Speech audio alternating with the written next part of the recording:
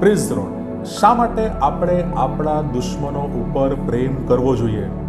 બે કારણ. સૌથી પહેલું કારણ, આપણે ઈશ્વરના ચારિત્રને, ઈશ્વરના સ્વભાવને પ્રતિબિંબિત કરવાને માટે આપણા દુશ્મનો ઉપર પ્રેમ કરવો જોઈએ. કારણ કે ઈશ્વર ન્યાયી અને અધર્મી બંને ઉપર પોતાની દયા અને પોતાનો પ્રેમ એ દર્શાવે છે. બીજું કારણ, આપણા હૃદય એ ઈશ્વરથી એ સંતુષ્ટ હોવા જોઈએ. તેમાં કોઈ બદલો લેવાની કે જગીક લાલસાથી તે પ્રેરિત હોવા ન જોઈએ.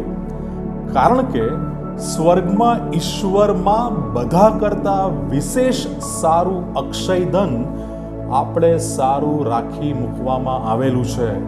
માટે આપણે આપણા દુશ્મનો ઉપર પ્રેમ કરવો જોઈએ. God bless you.